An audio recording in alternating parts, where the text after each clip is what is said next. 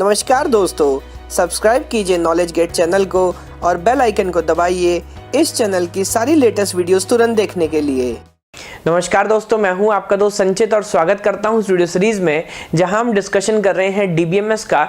तो दोस्तों last video से हमने क्वेरी लैंग्वेजेस का डिस्कशन स्टार्ट किया था और कुछ बेसिक फंडामेंटल सीखने के बाद आइए इस वीडियो से डिस्कशन स्टार्ट करते हैं रिलेशनल अलजेब्रा का।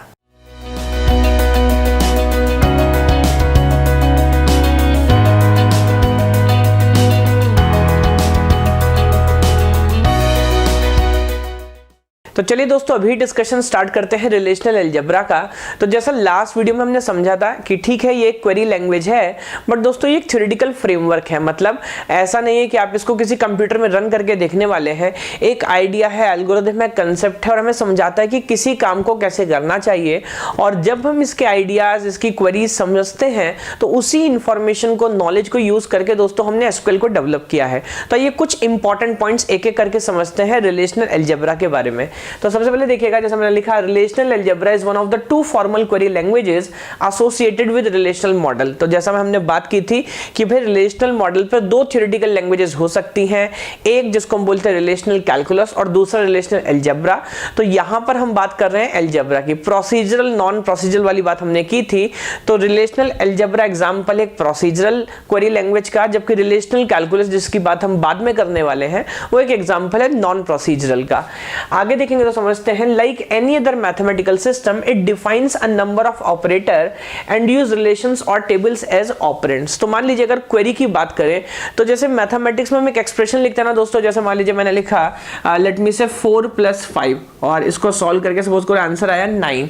तो ये एक एक्सप्रेशन है, एक तरह का मैथमेटिकल सिस्टम है, अरिथमेटिक है, जहां पर 4 और 5 दोस्तों ये है हमारे ऑपरेंड। ऑपरेंड जिसको हम इनपुट लेते हैं, प्लस या एडिशन दोस्तों ये हमारा ऑपरेटर जो इन ऑपरेंड पे काम करता है, और 9 जो है मान लीजिए हमारा रिजल्ट।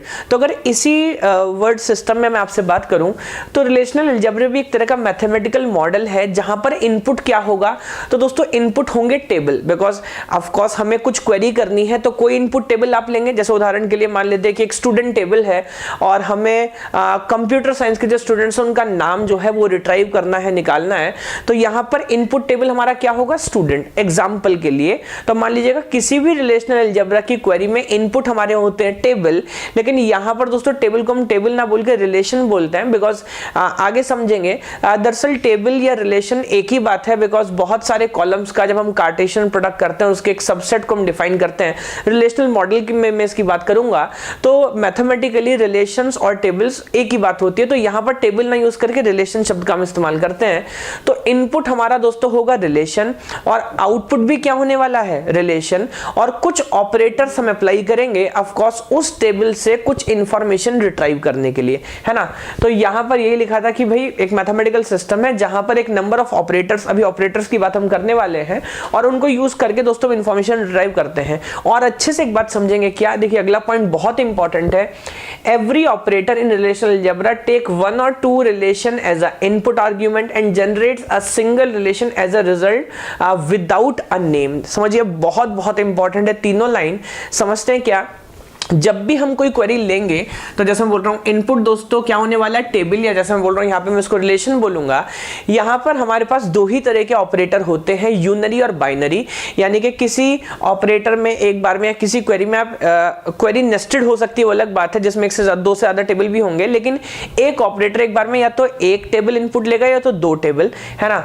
उन पे वो कुछ काम करने वाला है, जैसा हम उसको बोलेंगे कार्टेशियन प्रोडक्ट करना है या जो भी इंफॉर्मेशन सेलेक्ट करनी है, और रिजल्ट जो दोस्तों वो भी एक टेबल होगा। तो जैसे मैथमेटिक्स में 2 नंबर इनपुट करके आपको एक नंबर ही आउटपुट मिलता है, यहां पर 1 या 2 नंबर, 2 टेबल माफ कीजिएगा, हम इनपुट मिलेंगे और आउटपुट भी है, हमको एक टेबल ही मिलने वाला है ना। और मजे की बात क्या है कि जो आउटपुट टेबल होगा दोस्तों उसका कोई नाम नहीं होगा, इस बात को समझना होगा। जैसे मैं भी आपसे बोल रहा था कि एक टेबल है स्टूडेंट, और आप इंफॉर्मेशन या आप उन बच्चों के नाम निकालिए जो कंप्यूटर साइंस ब्रांच से बिलोंग करते हैं।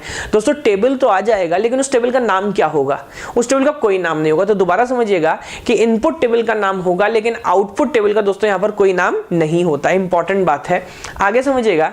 Relational algebra do not consider duplicacy, it is based on set theory. दोस्तों ये बहुत इंपॉर्टेंट पॉइंट है। वो क्या, वैसे क्या एसक्यूएल के अंदर डुप्लीकेसी होती है? जी हाँ, वहां पर ऐसा हो सकता है कि कोई वैल्यू एक से ज्यादा बार लिखी हो और एक स्पेसिफिक कीवर्ड भी यूज करते हैं डिस्टिंक्ट। बाद में जब एसक्यूएल की बात करेंगे तो समझेंगे। तो डिस्टिंक्ट कीवर्ड से आप चाहे तो डुप्लीकेशन को हटा सकते हैं, बट चाहे वो अलजेब्रा है, एसक्यूएल की बात, कैलकुलस की बात अभी नहीं कर रहे, वो बाद में करेंगे, चाहे कैलकुलस है दोस्तों, यहां पर डुप्लीकेशन का कोई स्कोप नहीं है। वो रीजन क्या है कि ये दोस्तों बेस्ड है सेट थ्योरी पर, प्योर मैथमेटिक्स है। और जैसा हम जानते हैं डिस्क्रीट में हमने समझा था, सेट्स में दोस्तों डुप्लीकेशन का कोई स्कोप नहीं है। तो ऐसा होता है कई बार एग्जाम में क्वेश्चंस पूछते हैं बड़े मजेदार कि एक ही क्वेरी, एक ही लॉजिक अगर हम एसक्यूएल में लिखेंगे तो हो सकता है आंसर कुछ और आए, और अलजेब्रा में लिखेंगे तो हो सकता है आंसर कुछ और आए, बिकॉज अलजेब्रा में डुप्लीकेशन का कोई स्कोप नहीं है। बहुत इंपॉर्टेंट पॉइंट है जिसपे गेट और नेट में कई बार बड़े मजेदार क्वेश्चन पूछे जाते हैं, तो इसको ध्यान रखते हैं, आगे समझेंगे।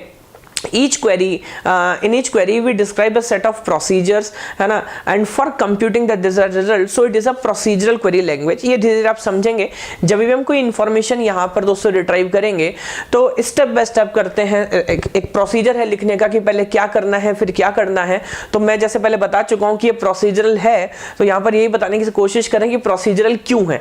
बट खैर जब एक्चुअल क्वेरी लिखेंगे तो हमें बेटर अंडरस्टैंडिंग मिलेगी कि एक्चुअली ये प्रोसीजरल लैंग्वेज क्यों है। और last point, no use of English keywords, है ना। तो अगर एसक्यूएल का बेसिक स्ट्रक्चर अगर आपको हल्का सा आइडिया हो तो जैसे लिखते हैं सेलेक्ट दिस, मान लीजिए column name from this, where this, तो सेलेक्ट है, फ्रॉम है, वेयर है, ये सब इंग्लिश कीवर्ड्स हैं। बट एसक्यूएल में दोस्तों ऐसा करना कुछ भी अलाउड नहीं है। जो ऑपरेटर्स हैं उनके लिए माफ कीजिएगा, अलजेब्रा में जो ऑपरेटर्स हैं उनके कुछ नाम है, लेकिन उसके लिए हम सिंबल्स यूज करते हैं। टेबल के नाम ऑफ कोर्स आप इंग्लिश में लिखेंगे वो, लेकिन वो नेम है ना। वैसे कोई भी कीवर्ड या कोई भी इंग्लिश का वर्ड जो है वो हम अलजेब्रा में यूज नहीं करते। एक बार ध्यान देंगे तो देखिए यहां पर दोस्तों दो तरह के ऑपरेटर्स हैं, मैंने अलग अलग कॉलम बनाए हैं। एक हम बोलते हैं बेसिक या फंडामेंटल ऑपरेटर्स और दूसरे दोस्तों होते हैं डिराइव्ड ऑपरेटर्स। इस बात का क्या मतलब है? देखिए फंडामेंटल ऑपरेटर्स वो बेसिक ऑपरेटर्स हैं जो अगर इन सबको मैं दोस्तों में एक साथ लेके चलूं तो ये किसी भी क्वेरी को लिखने की क्षमता रखते हैं, कैपेसिटी रखते हैं, इसलिए इनको कुछ लोग फंक्शनली कंप्लीट भी बोलते हैं। फंडामेंटल ऑपरेटर्स ये हैं। डिराइव्ड दोस्तों वो ऑपरेटर्स हैं जिनको अगर मैं इस्तेमाल ना भी करूं तो भी मैं क्वेरी लिख सकता हूं, लेकिन फिर भी दोस्तों मैं इनको इस्तेमाल क्यों करते हैं? किसी क्वेरी को जल्दी परफॉर्म करने के लिए, है ना। तो अभी इस बात को और अच्छे समझेंगे। इंडिविजुअली ऑपरेटर्स की बात नहीं करता, बिकॉज आने वाली हर वीडियो में एक एक ऑपरेटर पर मैं बात करने वाला हूं। तो सेलेक्ट जिसके लिए हम सिग्मा सिंबल यूज करते हैं, प्रोजेक्ट जिसके लिए पाई है, union of course set theory का यूनियन सिंबल हम जानते हैं, सेट डिफरेंस है, कार्टेशियन प्रोडक्ट है, और रीनेम और रो जो ऑफ कोर्स टेबल को रीनेम करने के काम आता है। और कुछ हमारे पास है डिराइव्ड ऑपरेटर, जैसे यहाँ पर है नेचुरल जॉइन है, इंटरसेक्शन है और डिवीजन है। इन ऑपरेटर्स का इस्तेमाल करके हम कोई भी क्वेरी लिखने वाले हैं। इनको दोस्तों हम बोलते हैं फंक्शनली कंप्लीट। जो हमारे फंडामेंटल सेट है फंक्शनली कंप्लीट, ऑफ कोर्स इनके पास कैपेसिटी है किसी भी क्वेरी को डिराइव करने की। और दूसरे जैसे मैं बोल रहा हूँ डिराइव्ड हैं, इनका इस्तेमाल होता है किसी क्वेरी को एफिशिएंट बनाने के लिए। मतलब ऐसा हो सकता है किसी भी क्वेरी को बेहतर बनाने के लिए। तो मान लीजिए एक एग्जांपल लेते हैं डिजिटल इलेक्ट्रॉनिक्स की अगर हम बात करें दोस्तों, तो मान लीजिए एक गेट हमारे पास होता है नैंड और नॉर। तो अगर आपको याद हो वो यूनिवर्सल गेट्स होते हैं और किसी भी क्वेरी को वो या किसी भी डिजिटल सर्किट को इंप्लीमेंट करने की कैपेसिटी रखते हैं। तो अगर ऐसा है तो फिर हम बाकी के लॉजिक गेट्स क्यों पढ़ते हैं? बिकॉज उनका अपना अलग एडवांटेज है। मान लीजिए अगर नैंड को यूज करके आपको और इंप्लीमेंट करना हो तो 3 बार नैंड यूज करना पड़ता है। तो डायरेक्ट अगर आप और करेंगे तो वो करना बेटर होगा, सिंगल गेट में काम होगा। तो ऐसा ही एक आइडिया समझिएगा। मान लीजिए अगर मैं सिर्फ बेसिक फंडामेंटल ऑपरेटर यूज करता हूं तो कभी कभी क्वेरीज बहुत लेंदी होती हैं। तो डिराइव्ड ऑपरेटर यूज करने का एडवांटेज ये है कि उस काम को आप थोड़ा जल्दी कर सकते हैं, लेकिन अल्टीमेटली ऐसा मान सकते हैं कि डिराइव्ड भी किसके थ्रू ही इंप्लीमेंट होने वाले हैं? फंडामेंटल के थ्रू। तो मेरे ख्याल से एक बेसिक डिस्कशन था, कुछ इंपॉर्टेंट पॉइंट्स हमने समझे हैं कि एक तरह का मैथमेटिकल सिस्टम है, इनपुट टेबल्स होंगे, आउटपुट भी टेबल मिलने वाला है, कुछ ऑपरेटर्स हमारे पास हैं, डुप्लीकेशन पर हमने बात की, सेट थ्योरी पर बेस्ड है और प्रोसीजरल सिस्टम है। तो दोस्तों इस वीडियो में मेरे ख्याल से इतना ही डिस्कशन करते हैं। अब आने वाली वीडियो में एक एक करके पहले कुछ क्वेरीज समझने की कोशिश करेंगे और इंडिविजुअल ऑपरेटर्स पे दोस्तों मैं डिस्कशन करने वाला हूं। जैसे जैसे इंडिविजुअल ऑपरेटर का डिस्कशन क्लियर होता जाएगा फिर कुछ प्रैक्टिस वीडियोस हम शूट करने वाले हैं जहां पर बहुत सारे प्रैक्टिस क्वेश्चंस या प्रीवियस ईयर गेट क्वेश्चंस पे डिस्कशन करेंगे और मेरे ख्याल से इतना डिस्कशन मोर देन सफिशिएंट होगा और आपको जो बेसिक अंडरस्टैंडिंग फ्रेमवर्क डेवलप होना चाहिए रिलेशनल अलजेब्रा को लेके वो आई थिंक बहुत आराम से हम कर पाएंगे। तो मुझे दीजिए थोड़ा समय, बहुत जल्दी हाजिर होता अगली वीडियो के साथ, तब तक के लिए धन्यवाद।